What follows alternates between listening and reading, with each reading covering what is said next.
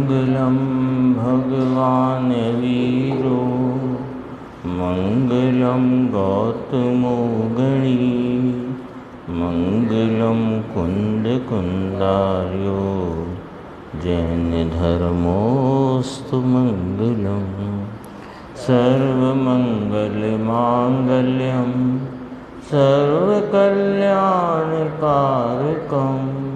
प्रधानं सर्वधर्माणां जैनं जयतुशासनं नमः समय साराय स्वानुभूत्या चकासते चित्स्वभावाय भावाय सर्वभावांतरचिरे। वस्तु विज्ञान सार,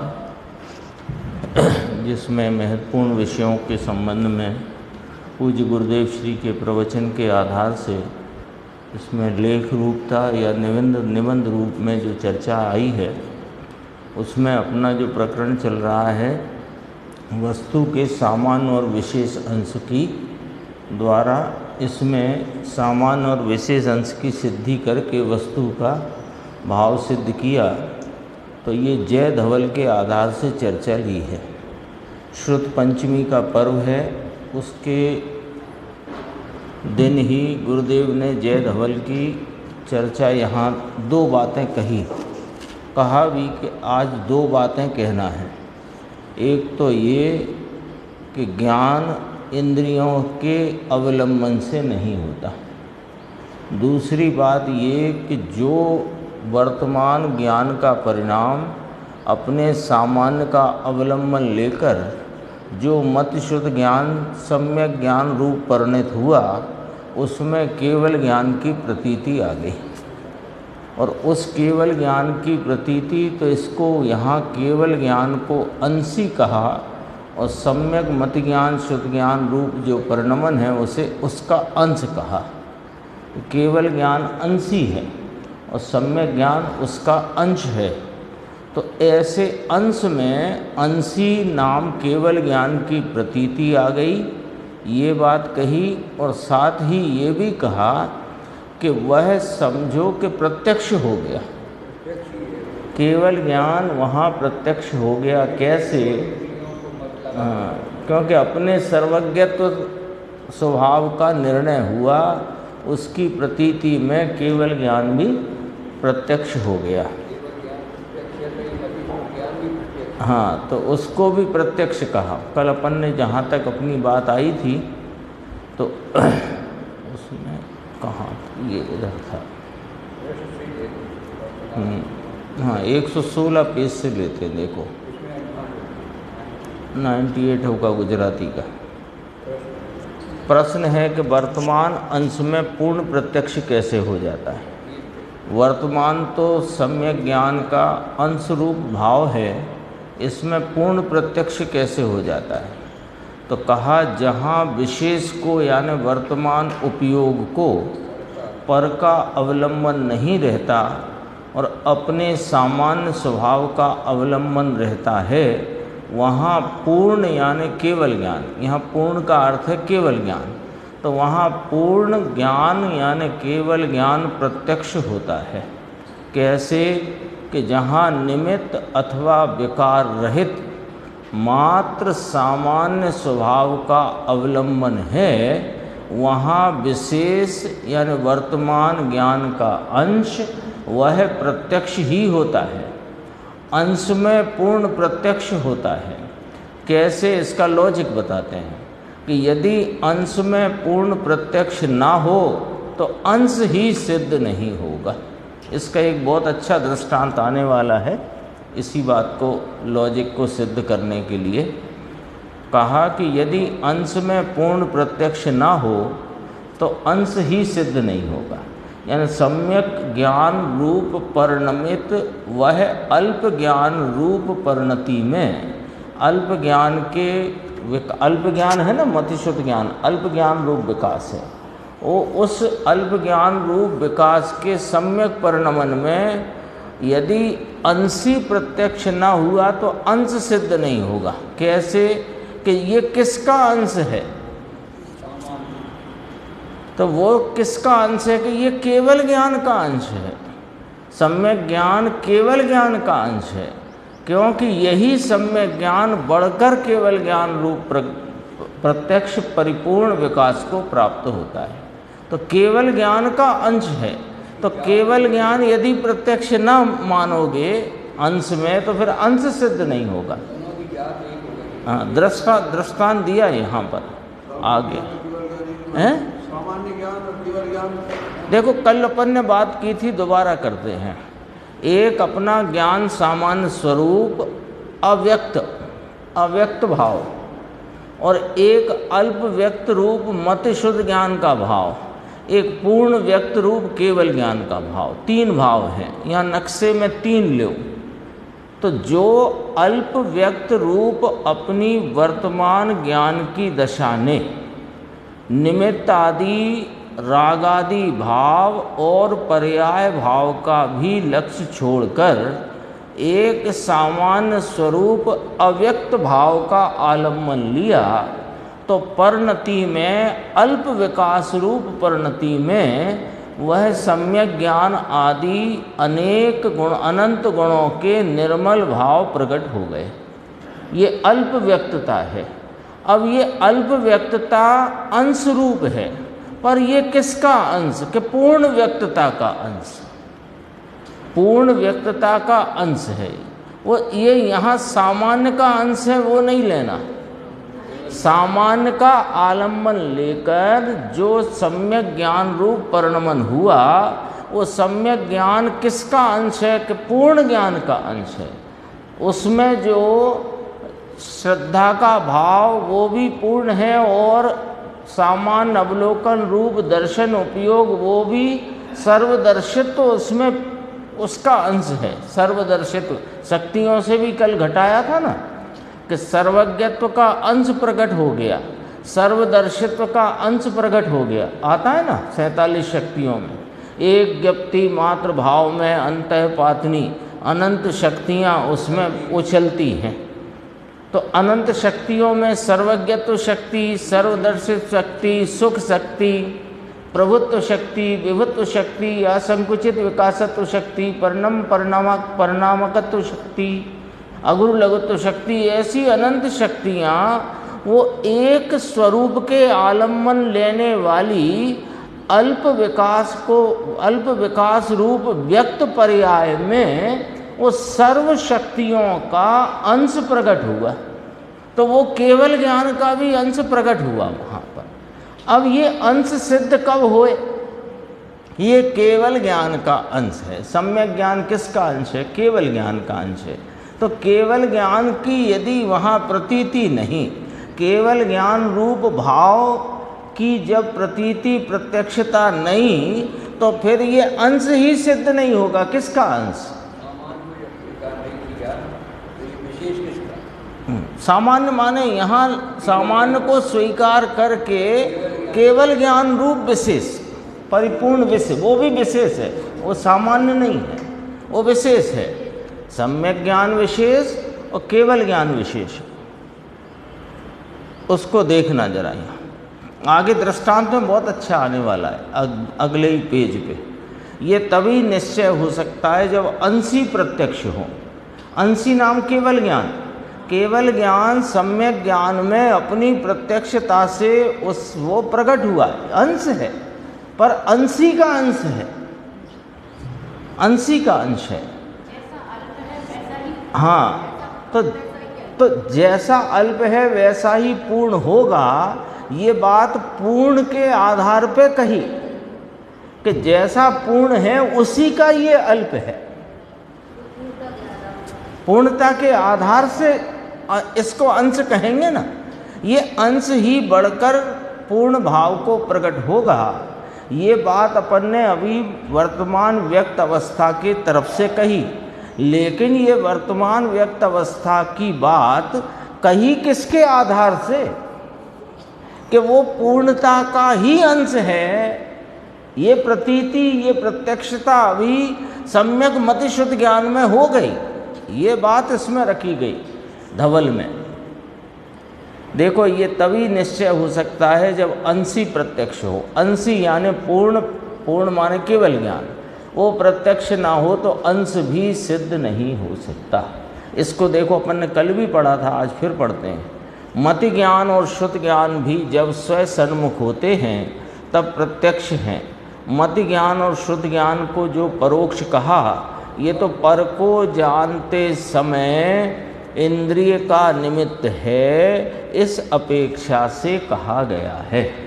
इस प्रकार निमित्त नैमित्तिक संबंध का ज्ञान करने के लिए वह कथन किया है, किंतु स्वयं को जानते समय तो वह ज्ञान भी प्रत्यक्ष ही है। इसलिए वो जो आद्य परोक्षम सूत्र आया है वो तो पर को जानते समय जो मन इंद्री का अवलंबन है उस निमित्त का वहाँ ज्ञान कराया गया है। इस प्रकार उसकी परोक्षता बताई है।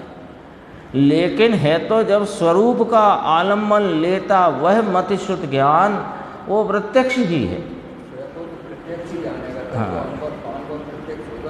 इसलिए इसके पहले वो विषय खोल दिया कि इंद्रियों से ज्ञान नहीं होता, ज्ञान ज्ञान की सामर्थ्य से होता है। पहले वो विषय को एकदम दृढ़ करा दिया, क्योंकि हमने जो पढ़ा मति ज्ञान की परिभाषा कि मन और इंद्रिय के अवलंबन से या निमित्त से होने वाले ज्ञान को मति ज्ञान कहते हैं। तो अब हमें निमित्ताधीनता ऐसी चढ़ी है कि वहाँ ज्ञान की सामर्थ्य का तो हमने ख्याल भी न किया, और मति ज्ञान को मान ही ऐसा लिया कि वो तो मन इंद्री के अवलंबन से चलता है, वो तो मन इंद्री के अवलंबन से चलता है, वो तो उसमें मन इंद्री निमित्त हो तब होता है।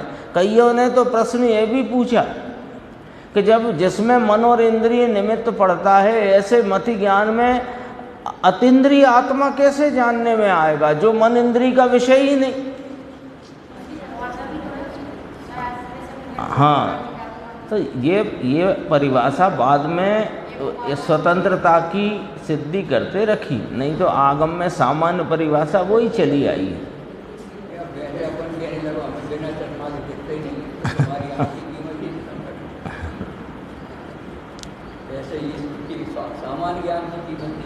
ऐसे अब देखो यहाँ से बात जो अपने विषय आया है उसकी गंभीरता यहाँ से बढ़ती है कि परावलंबन रहित सामान्य के अवलंबन से मेरा विशेष ज्ञान होता है। इस प्रकार जिसको सामान्य स्वभाव की प्रतीति जम गई, उसका विशेष ज्ञान दूसरे को जानते समय भी स्वाधीनता की प्रतीति सहज जानता है। ये इस ऊपर जो चार पंक्ति कहीं कि पर को जानते समय इंद्रिय आदि का निमित्त है, उस निमित्त का ज्ञान करने के लिए इसको परोक्ष कह करके या इंद्रियादिक का निमित्त मति ज्ञान में पड़ता है, ये बताया है। लेकिन जिसने अपने परावलंबन नाम मतलब निरावलंबी सामान्य स्वरूप के अवलंबन से मेरा ज्ञान विशेष ज्ञान माने मेरे ज्ञान का कार्य रूप भाव होता है। हाँ, जो कोई हो अल्प से अल्प, अरे निगोद की अवस्था में भी रहा जीव अल्प, उसका ज्ञान बहुत अल्प है ना, उस अल्प काल उस अल्प विकास रूप ज्ञान का कार्य भी वह स्वभाव की सामर्थ्य से होता है, स्पर्शन इंद्रिय से नहीं। ये बात तो पहले आ चुकी। स्वयं को जानने का बड़े बाबा उसको स्वीकार नहीं कर रहे हैं, लेकिन स्वयं को जानने संबंधी ज्ञान है वो प्रत्यक्ष है। हाँ, उस समय भी है। स्वयं तो वहाँ आई रहा ना, अनुभूति स्वरूप भगवान आत्मा आवाल गोपाल सबको। तो उसमें आवाल गोपाल तो एक मनुष्य को उपदेश दिया इसलिए कहा, बाकी आवाल गोपाल में सब जीव आ गए, प्राणी मात्र। देखो, दूसरे को जानते समय भी, पर को जानते समय भी स्वाधीनता की प्रतीति है ना।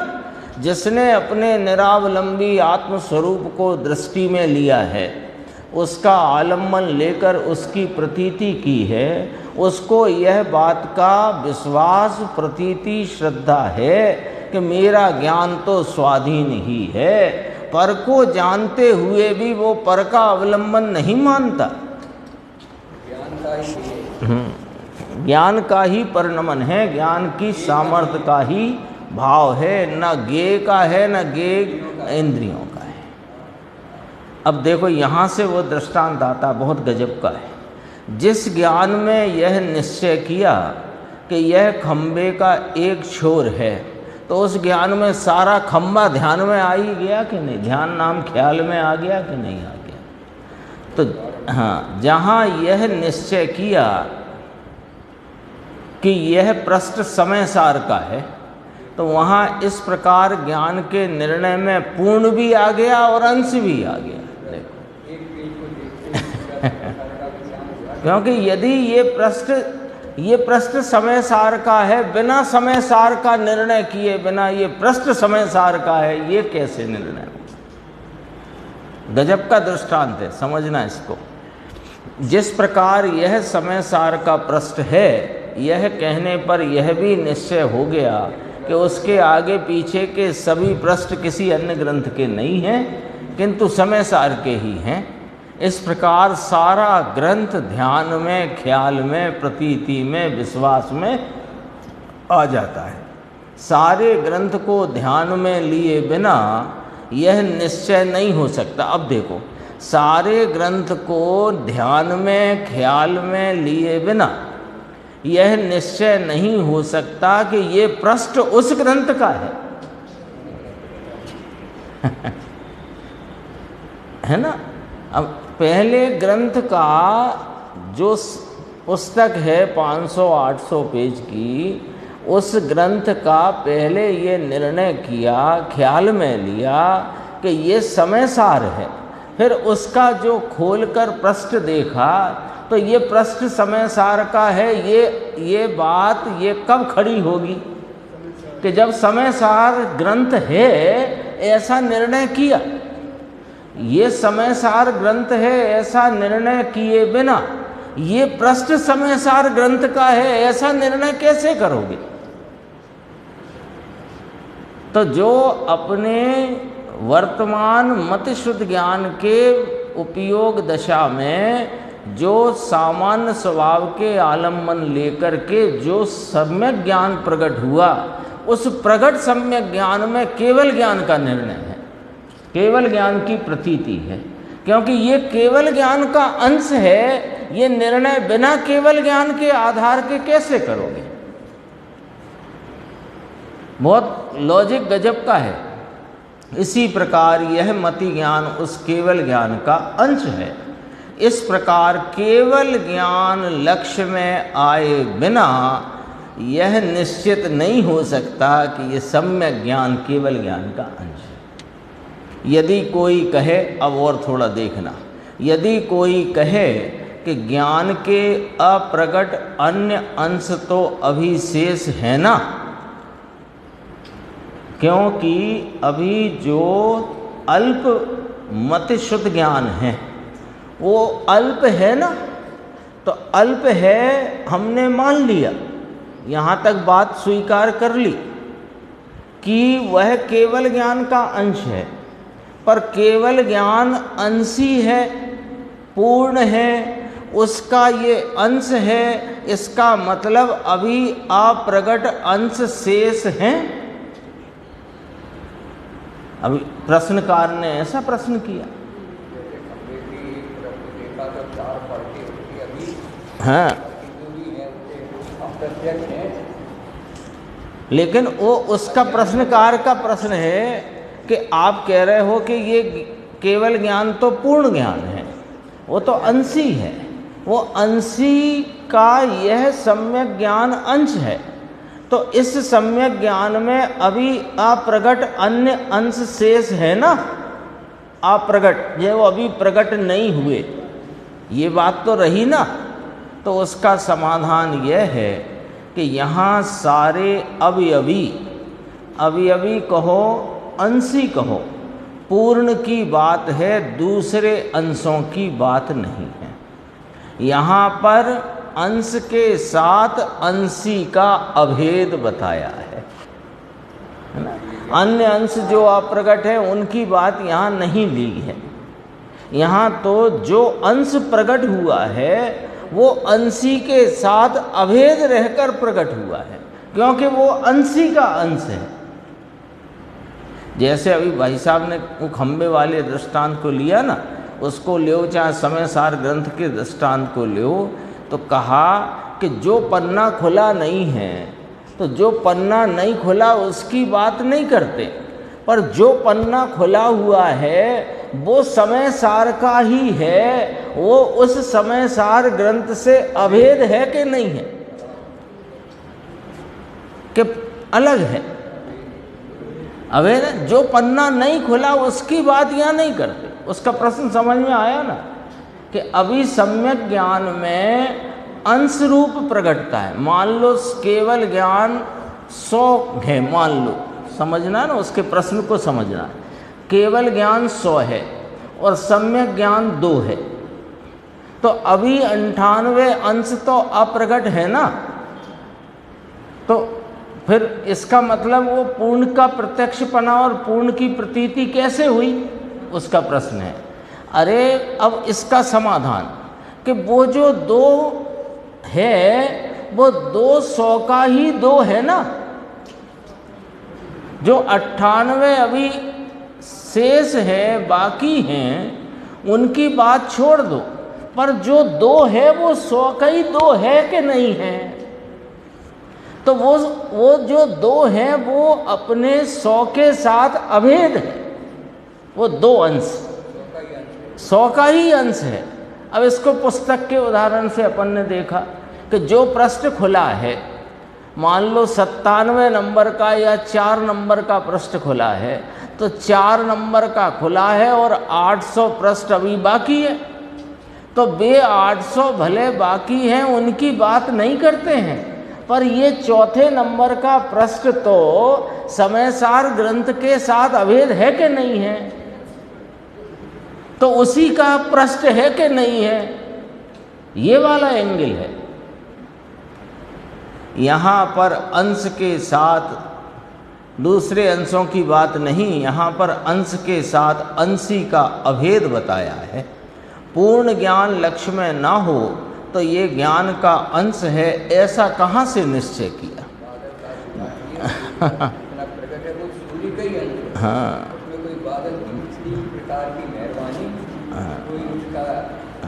नहीं है, प्रकट तो नहीं है, लेकिन जो प्रकट है वो उसी का अंश है। पॉइंट पकड़ना। देखो, इसको भी एक और न्याय रखा कि पूर्ण ज्ञान लक्ष्य में ना हो, लक्ष्य, अब लक्ष्य और लक्ष्य का भेद समझना। 3 बातें अपन ने विचार में ली थी अभी नक्शे में। एक, अव्यक्त स्वरूप पूर्ण निरावलंबी ध्रुव रहने वाला सामान्य स्वभाव, वो लक्ष्य है, छापूरा। और जो वर्तमान व्यक्त भाव है, जो मत शुद्ध ज्ञान का, वो प्रकट हुआ भाव है, उसका लक्ष्य जो है वो केवल ज्ञान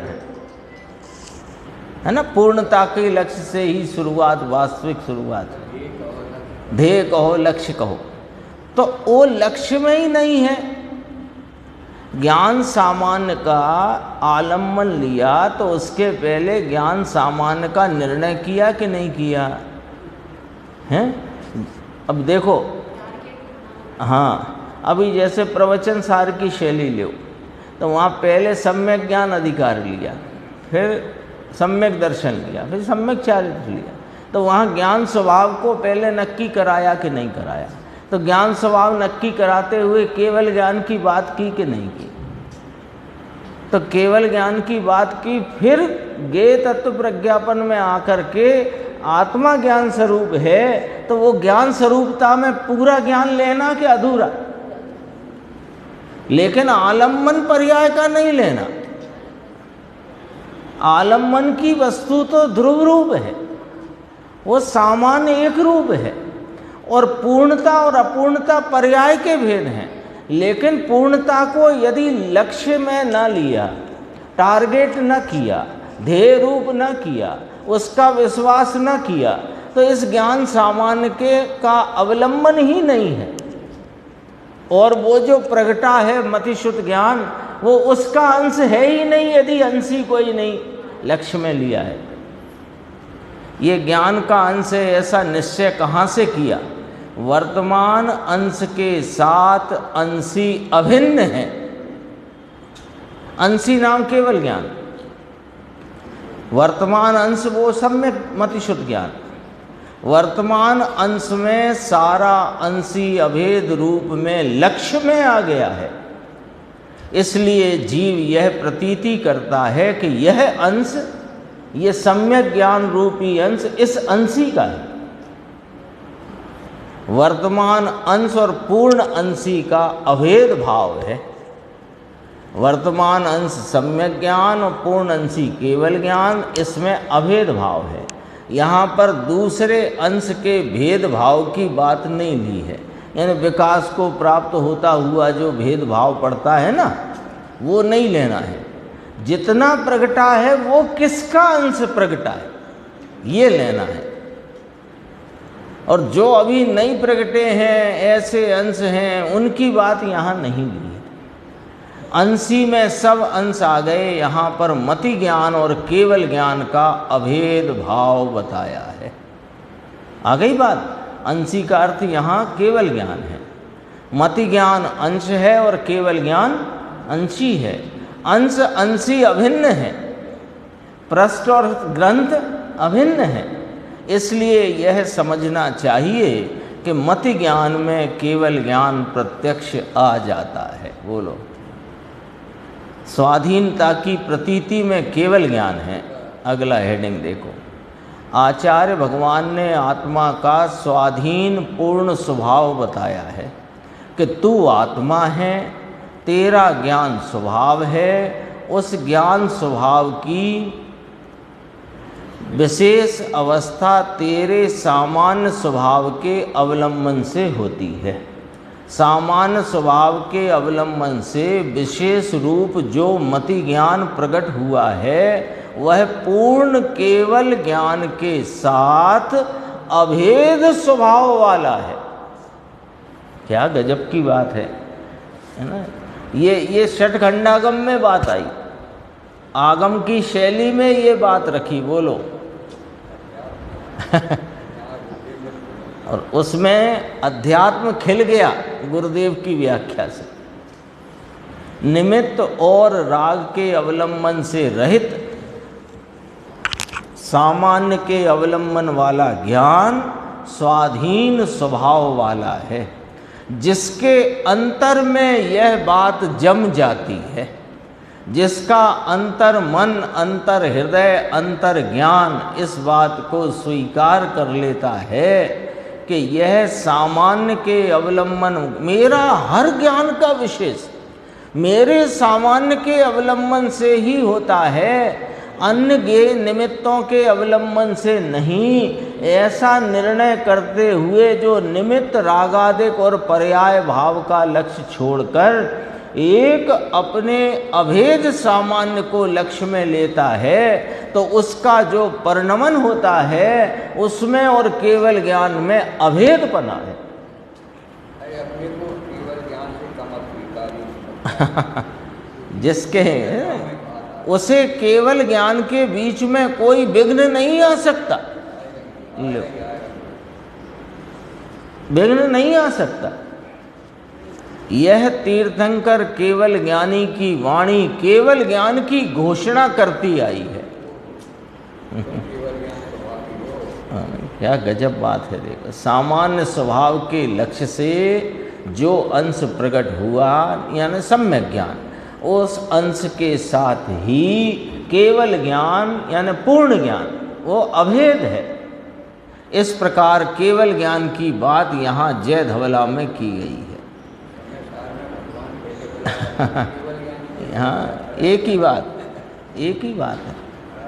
केवल ज्ञानी की वाणी केवल ज्ञान की घोषणा करती हुई आई है और केवल ज्ञान के साधक आचार्यों ने यह बात परमागम शास्त्रों में संग्रह की है। तू भी केवल ज्ञान को प्राप्त करने की तैयारी में है। देखो कितनी बात जोड़कर गुरुदेव ने यहाँ बात रखी, समझना जरा। केवल ज्ञानी की वाणी केवल ज्ञान का घोषण करती हुई आई है। अरिहंत भगवंत है ना, यानी परमात्मा। और केवल ज्ञान के साधक आचार्यों ने यह बात परमागम शास्त्रों में संग्रह की है, लिखी है, ये अंतरात्मा। और तू भी केवल ज्ञान को प्राप्त करने की तैयारी में है, तो तू अपने स्वभाव के बल पर हाँ कह, तो हाँ पाड़, तो बहरात्म दशा का अभाव होकर अंतरात्म दशा प्रकट हो जाएगी।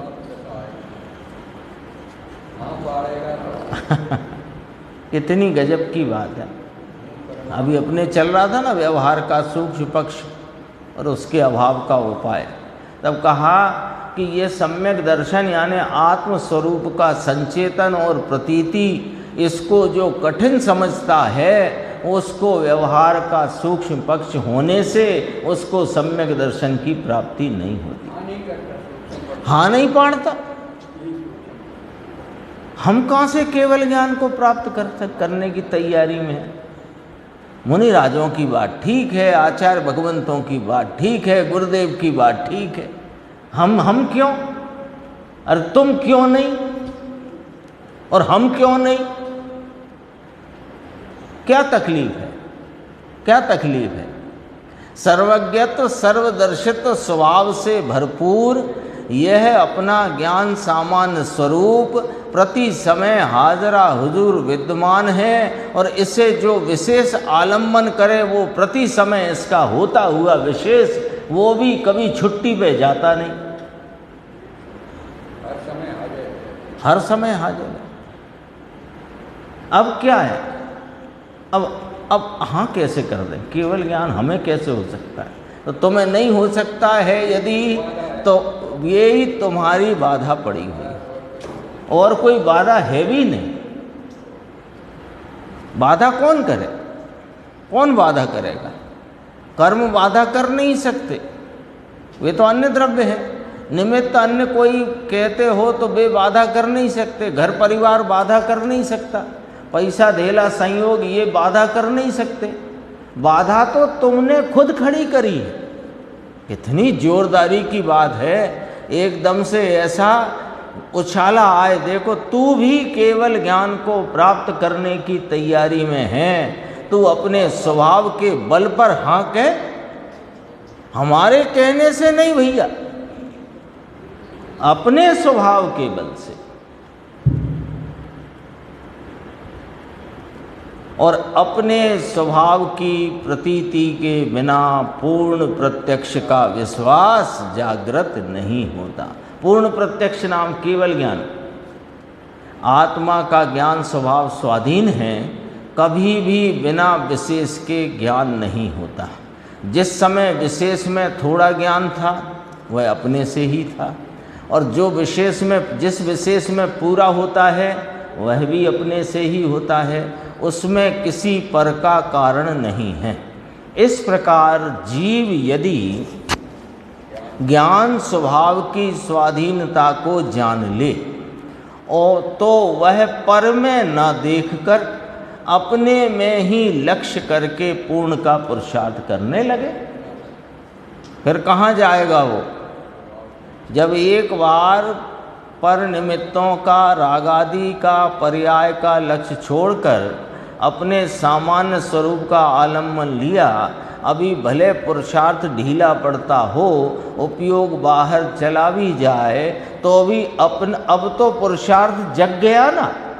अब तो वो बाहर में अवलंबन कमजोरी के कारण थोड़ा बहुत होता है, बाकी तो वह स्वरूप की प्रतीति में निरंतर वर्तता होने से उसका उपयोग भी स्वरूप के प्रति वर्तता हुआ, उसके आलम्बन में रहता हुआ पूर्णता की प्राप्ति करता है। यही पुरुषार्थ है।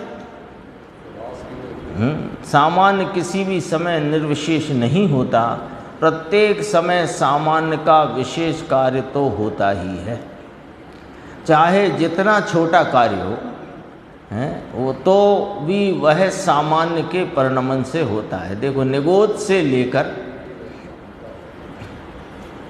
केवल ज्ञान तक आत्मा की सर्व परिणति अपने से ही है। निगोद में भी ज्ञान का अल्प भाग विकसित है। वो विकसित है, वो ज्ञान का विशेष है, वो अपने सामान्य का विशेष है, वो इंद्रियादिक का अन्य संयोगों का विशेष नहीं है। इस प्रकार जहाँ स्वतंत्रता अपनी प्रतीति में आती है वहाँ परावलंबन दूर हो जाता है। परावलंबन क्यों रहता है? किसी भी कार्य को देख लो, अपने को परावलंबन कब तक है? किसी कार्य में, लौकिक में ही देखो, तब तक परावलंबन है जब तक अपने को अपनी उस कार्य के प्रति स्वतंत्रता का भाव नहीं जागृत हुआ, है ना। कोई कार्य हो, जैसे रोटी बनाने का कार्य हो, तो अपन कब तक परावलंबी हैं? जब तक अपने को ये स्वतंत्रता का विश्वास ना हो, मैं भी बना सकता हूँ। तो मैं भी बना सकता हूँ तो फिर परावलंबन से छूट जाता है। और जब तक जिसे ये विश्वास है कि मेरे विश्वास नहीं है कि मैं बना सकता हूँ, तो उसे परावलंबन बना ही रहता है। सीधा लॉजिक है ये तो। तो परावलंबन स्वतंत्रता प्रतीति में आती है तो परावलंबन दूर हो जाता है। मेरी परिणति मुझसे ही कार्य कर रही है, इस प्रकार की प्रतीति में आवरण और निमित्त के अवलंबन का चूरा हो जाता है, भुक्का उड़ जाता है। अभी तो ज्ञानावरणी का ऐसा और दर्शनावरणी का ऐसा और मोहिनी का ऐसा, आपको पता नहीं है 8 कर्मों में सबसे ज़्यादा गड़बड़ी मोहिनी की है। अरे कोई मोहिनी की नहीं है, तू तेरे स्वभाव को देख, मोहिनी भागता फिरता है। ये शास्त्र पढ़ करके ये अर्थ निकाला भाई साहब, 8 कर्मों में सबसे ज़्यादा बलवान मोहिनी है, उसके मारे तो बड़ी परेशानी है।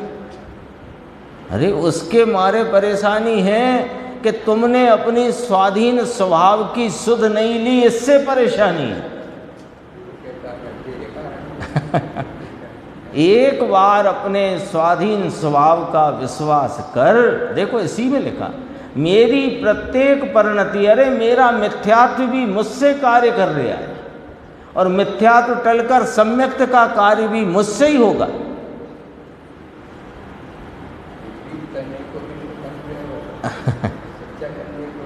वो गुरुदेव बहुत याद करते हैं ना, चंदा प्रभु भगवान की जयमाला में से पंक्ति है वो, कर्म विचारे कौन भूल मेरी अधिकाई, अग्नि सहे घन घात लोहे की संगति वाली।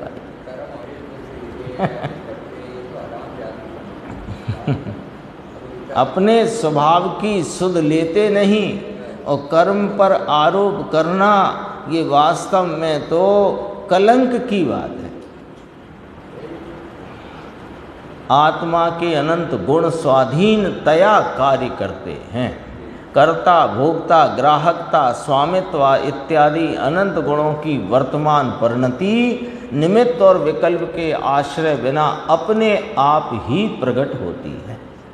मेरे ज्ञान के मति श्रुत अंश स्वतंत्र हैं। कौन ज्ञानावरणी मेरे ज्ञान को आवरे? अरे तेरे ज्ञान की उस समय योग्यता में जितना विकास का भाव प्रकटता का है, उतना विकास रूप भाव प्रकटता है। ज्ञानावरणी का तो एक निमित्त रूप से कथन में कहा गया है। ये निमित्त नैमित्तिक का अपना चैप्टर निकल गया ना, निमित्त उपादान की स्वाधीनता। वो गुरुदेव ने 5 बातें कहीं जिन पे झगड़े भी थे और वे 5 बातें ही मुद्दे की हैं। 5 बातें, निमित्त उपादान, क्रमबद्ध और निश्चय व्यवहार। इतने में पूरा जन शासन सामने खड़ा हो जाएगा, पूरा मोक्ष मार्ग स्पष्ट हो जाएगा।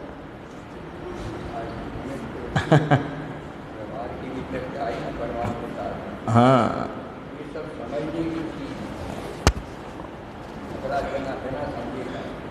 नहीं समझने के कारण है। ग्राहकता, देखो कर्ता, भोक्ता, ग्राहकता, स्वामित्व इत्यादि। ग्राहकता माने जो यह ग्रहण करे, तो कहाँ ग्रहण करे? परिणति में ग्रहण करे।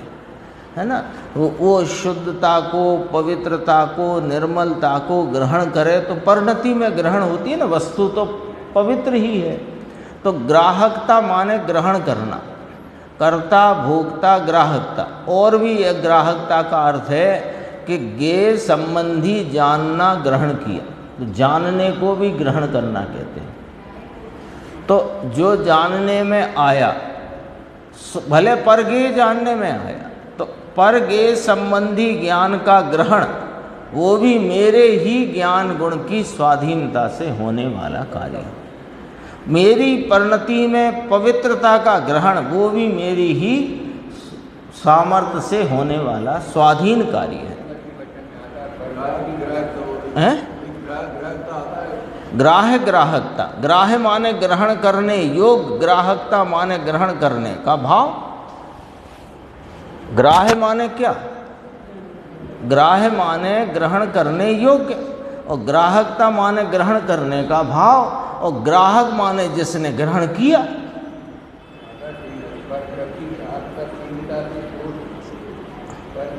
ये तो सामान्य शब्द है, ग्राह्य, ग्राहक, ग्राहकता। ग्राह्य माने ग्रहण करने योग्य, है ना, ज्ञेय, ज्ञान और ज्ञायक। तो ज्ञेय को ग्राह्य कह दो, ज्ञान होना ग्राहकता, और जिसने किया कि ज्ञायक ने, वो ग्राहक। मेरे ज्ञान के मति श्रुत अंश स्वतंत्र हैं, उन्हें किसी पर का अवलंबन नहीं है। ऐसी प्रतीति होने पर किसी निमित्त का अथवा पर का लक्ष्य नहीं रहता। जब हमारा ज्ञान का भाव, हमारा प्रत्येक भाव हमसे ही है, मुझसे ही है, तो फिर दूसरे का लक्ष्य क्यों करना? फिर निमित्त की तरफ दृष्टि ही क्यों जाएगी? सामान्य स्वभाव की ओर ही लक्ष्य रहता है। इस सामान्य स्वभाव के बल से जीव को पूर्णता का पुरुषार्थ होता है।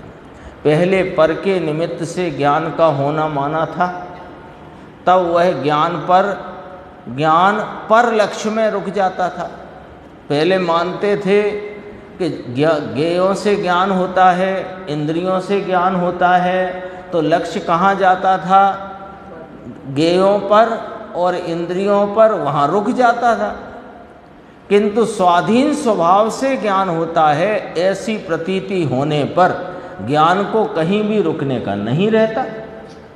तो ये ज्ञान स्वभाव की जो अंतरंग में इसकी सामर्थ्य की महिमा जो जागृत हुई, तो फिर उसकी महिमा में अपनी स्वतंत्रता, स्वाधीनता का भाव जो दृढ़ता से स्वीकार किया, तो अब निमित्त में नाम ज्ञेयों में और इंद्रियों में रुकने का कोई कारण ही ना रहा। तो उपयोग अब कहाँ जाएगा? कि स्वभाव के आलंबन में। मेरे ज्ञान में पर का अवलंबन नहीं है, असाधारण ज्ञान का ही अवलंबन है। असाधारण ज्ञान को असाधारण आत्मा का लक्षण कहा, ये अर्थ है इसका यहाँ। क्योंकि ज्ञान आत्मा का ज्ञान में गुण तो और भी बहुत हैं, हाँ, पर ज्ञान ऐसा असाधारण स्वयं संवेद्यमान लक्षण है, उस लक्षण के द्वारा आत्मा लक्षित किया जाता है। हाँ, क्योंकि लक्षण के लिए न्याय है, नियम है कि प्रकट होना चाहिए, हर समय होना चाहिए, यानी सदा काल रहे और प्रकट रहे।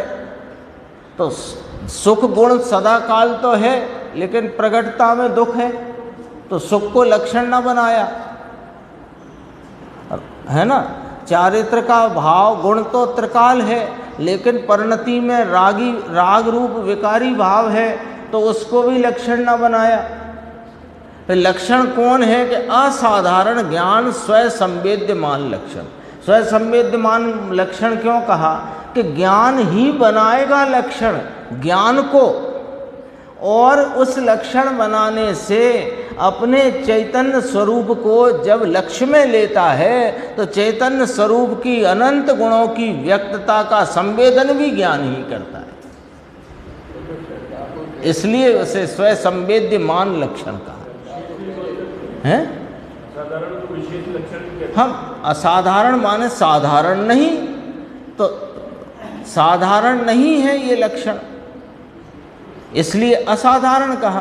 तो विशेष में तो विशेष ऐसे कहा कि सामान्य विशेष कहते हैं ना, तो सामान्य में अस्तित्व वस्तुत्व जो सभी द्रव्यों में पाए जाएं, और ज्ञान दर्शन सुख चारित्र आदि विशेष कहे, उन विशेषों में भी असाधारण, विशेष का भी ऐसा असाधारण कि जो अन्य द्रव्य में तो नहीं पाया जाता, लेकिन अन्य गुण में भी ऐसा भाव नहीं जो लक्षण रूप जिसका प्रयोग किया जा सके ज्ञान के सिवाय। इसलिए ये अपन ने जब समय सार जी का परिशिष्ट आया था तो उसमें ये चर्चा आई, शक्तियों के पहले गद्य रूप से चर्चा आई कि ज्ञानते आत्मा ज्ञानते आत्मा ज्ञानते आत्मा, ऐसा कहने से क्या एकांत नहीं हो जाता? अन्य गुणों का निषेध नहीं हो जाता? कि अन्य गुणों का निषेध नहीं हो जाता है इससे, अपितु ज्ञान ऐसा असाधारण स्वयं संवेद्यमान लक्षण है कि जिससे इस चैतन्य भगवान को लक्षित करने पर एक व्यक्ति मात्र भाव में अंतःपातनी अनंत शक्तियां उछलती हैं। ऐसा वहां पर लिया, स्पष्ट लिया है। देखो इस प्रकार सामान्य स्वभाव के कारण जो ज्ञान परिणमित होता है। अब देखो वजन देखो, सामान्य स्वभाव को कारण बनाया जिस उपयोग ने, ये कारण तत्व है ना, सुबह आप बात करते थे अपन, ये कारण तत्व है ना, इस कारण तत्व का को कारणपना माने तो सही, कारण तत्व तो त्रिकाल विद्यमान है, लेकिन जब वर्तमान उपयोग की दशा ने ज्ञान असाधारण लक्षण से आत्मा को लक्षित करते हुए उसको कारण स्वरूप स्वीकार किया, तो उसका कारण लिखा। सामान्य स्वभाव वो कारण है, उसके कारण भाव से जो ज्ञान रूपी कार्य परिणमित हुआ, उस ज्ञान धारा को तोड़ने वाला कोई है ही नहीं। कौन तोड़ेगा इसे? अभी तो ज्ञानावरणी बैठा है तो बैठा रहे, सत्ता में तो है तो सत्ता में रहे, जहाँ रहना है वहाँ रहे। अभी तो पीछे चर्चा पढ़ के आए ना, जो स्वरूप के आलम्बन से उपजा हुआ मति शुद्ध ज्ञान सामान्य, वो अल्प अंश जो है वो अंशी के साथ अभेद बरतता है। उसके आधार पर गुरुदेव कहते हैं दूज उगी है तो पूर्णिमा आएगी ही आएगी, कोई है ही नहीं। यानी ऐसा भी कहा कि एक बार अपने ज्ञान सामान्य स्वरूप अभेद अखंड का आलम्बन लेकर जो उसका आस्वादन पूर्वक प्रतीति की, तो तुम मोक्ष जाना ना चाहो तो वो बलात् ले जाएगा। तुम्हारा मन बदल जाए तो भी वो बलात् ले जाएगा। क्यों? कि वो जो मोह में मोह था, यानी जो पर में सावधानी रूपी भाव में तुम सावधान रहते थे, वो सावधानी छूट गई तो अब उसका खेल खत्म है। देखो स्वयं आश्रय से जो ज्ञान प्रकट हुआ है, ये तो क्या गुरुदेव की भाषा है, गुरुदेव की शैली है। 75 वर्ष पुरानी पुस्तक, और उसमें इतनी दमदारी की बातें कि अंदर में अपने को उछाला आ जाए ऐसी चर्चा लिखी। देखो कहा कि स्वयं आश्रय से जो ज्ञान प्रकट हुआ है वह केवल ज्ञान की ही पुकार करता हुआ प्रकट हुआ है। वह ज्ञान अल्पकाल में ही केवल ज्ञान को अवश्य प्राप्त करेगा। ज्ञान के अवलंबन से ज्ञान कार्य करता है। लो बस इतनी सी बात आप यदि स्वीकार करो कि ज्ञान के अवलंबन से, ज्ञान सामान्य से ही ज्ञान का विशेष है, अन्य से नहीं, इतना जो स्वीकार करो तो ऐसी प्रतीति में केवल ज्ञान समा जाता है। जो निमित्तों की तरफ देखने का और राग की तरफ देखने का, जो हमारा इंद्रियों की तरफ देखने का हमारा जो कुटेव रूप भाव है, वो इस स्वाधीन भाव को समझकर आराम से, युक्ति से, न्याय से इसको अंगीकार करके और इसका जो विश्वास किया कि मेरे ज्ञान का अल्प से अल्प भाव और बड़े से बड़ा भाव वो मेरे ही ज्ञान सामान्य का ही विशेष है, किसी निमित्त इंद्रिय आदि का नहीं, ज्ञेयों का नहीं, इंद्रियादिक का नहीं, कर्म की मेहरबानी का नहीं, वह मेरा ही विशेष है। अरे ऐसी प्रतीति में केवल ज्ञान समा गया है। इसलिए अपन ने एक बात पहले ही बात चौथे और स्थान में ही जहाँ ऐसी प्रतीति हुई तो सम्यक दर्शन की अपेक्षा से वो केवल ज्ञान, तो वो श्रीमद कहते हैं ना, कल भी अपन ने इच्छाए केवल ज्ञान थी। इच्छा का अर्थ वहाँ राग रूप इच्छा नहीं, प्रतीति में लेकर के केवल। पहले ज्ञान की अवस्था अल्प थी। अब देखना, ये समझाते हैं कि ज्ञान ज्ञान से होता है। पहले ज्ञान की अवस्था अल्प थी, पश्चात जब वाणी सुनी तब ज्ञान बढ़ा, किंतु वह वाणी के सुनने से बड़ा है ऐसी बात नहीं है। क्या गजब की बातें हैं, देखो। लेकिन जहाँ ज्ञान की अवस्था बढ़ी, वहाँ ज्ञान ही अपने पुरुषार्थ से कषाय को कम करके, कषाय को कम करके का अर्थ है कि अनंतानुबंधी का अभाव करता हुआ, स्वरूप के आलम्बन में वर्तता हुआ, वह सम्यक मत शुद्ध ज्ञान विशेष रूप में हुआ है। यहाँ कषाय को कम करने का अर्थ ये ना निकालना कि अब कषाय कम होए तब तो होएगा। हाँ, लेस्याओं की अपेक्षा भी लो, पुरुषार्थ से कषाय को कम करके।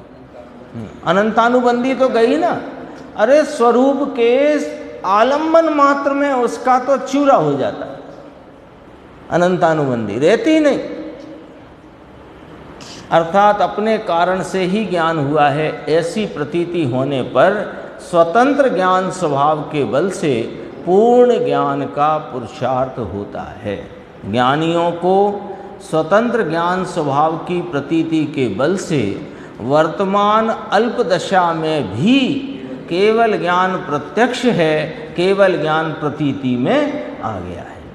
अज्ञानी को स्वतंत्र ज्ञान स्वभाव की प्रतीति नहीं होती। अब अज्ञानी को अज्ञान क्यों चला आ रहा है?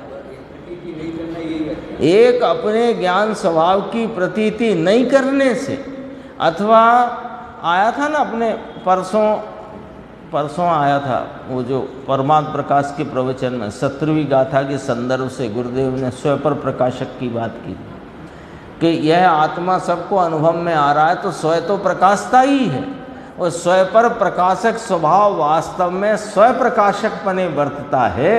ये बात भरोसे में नहीं आती।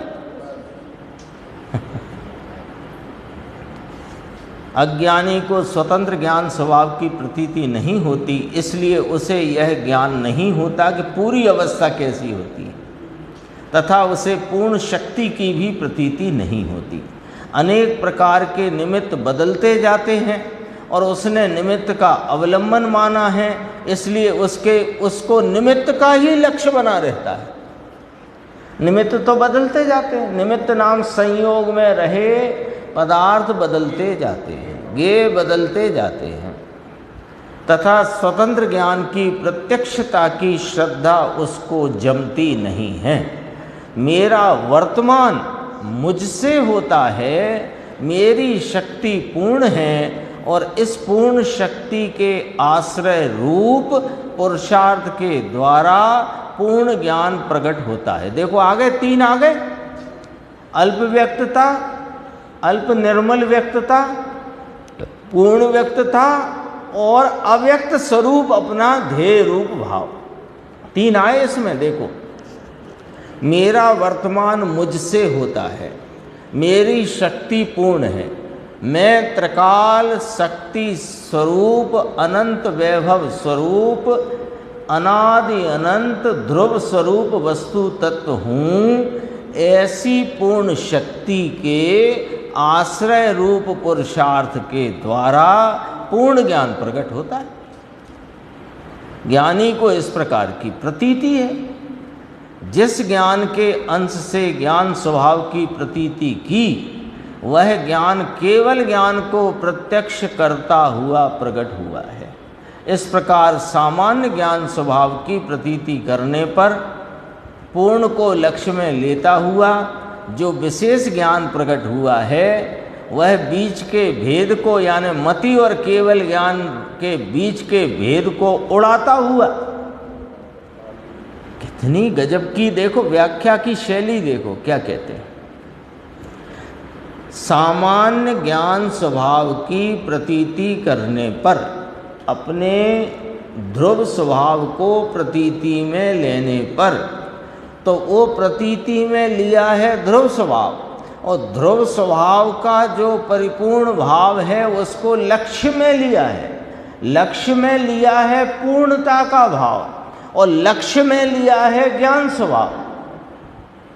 आलम्बन है ज्ञान स्वभाव का, और विश्वास प्रतीति है पूर्णता की। तो जो विशेष ज्ञान माने सम्यक ज्ञान जो प्रकट हुआ, वह बीच के भेद को, यानी वर्तमान मति ज्ञान और केवल ज्ञान के बीच के भेद को उड़ाता हुआ, भेद ही नहीं रखता, पूर्ण के साथ ही अभेद भाव को करता हुआ प्रकट हुआ है। ये सम्यक ज्ञान केवल ज्ञान के साथ अभेदता लेकर प्रकट हुआ है।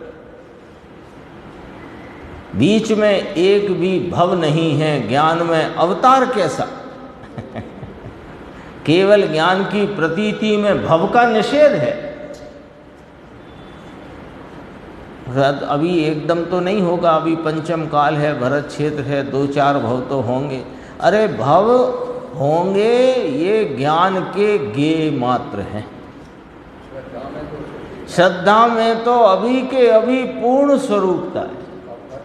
कब केवल ज्ञान होगा, हमें क्या करना केवल ज्ञान। हम तो अभी केवल ज्ञान स्वरूप आत्मा के प्रतीति में, उसमें अभी ऊपर आ चुकी लाइन यहाँ पड़ी थी, देखो कहाँ पड़ी थी। अटूट धारा चलती है, अटूट धारा पीछे के पृष्ठ पे आई थी। उस ज्ञान धारा को तोड़ने वाला कोई है ही नहीं। अटूट धारा है, अखंड धारा है। इसमें प्रतीति हुई तो वह पूर्णता के भेद के बिना की, यानी पूर्णता के अभेद रूपता से हुई अपने ज्ञान स्वरूप की प्रतीति का भाव अखंड पने वर्तता है। लो तो सिंगादिक की पर्याय में सम्यक दर्शन हुआ, वहाँ से अटूट धारा चलती है। त्रियंच में हो, नारक में हो, जहाँ हो वहाँ से अटूट धारा चलती है। वहाँ केवल ज्ञान प्रतीति में आ गया है। एकदम जोर आ जाए ऐसी बात है। आचार्य देव ने अविच्छिन्न धारा से केवल ज्ञान की बात कही है। यह बात जिसके अंतर में जम जाती है, उसे भव का अंत होकर केवल ज्ञान होता है। ये चर्चा अपनी इस विषय की पूर्ण हुई। और एक प्रकरण छोटा सा है, अपन कल इसको लेंगे। जीव का कर्तव्य है द्रव्य दृष्टि का अभ्यास। ये चर्चा अपन आगे की स्वाध्याय है।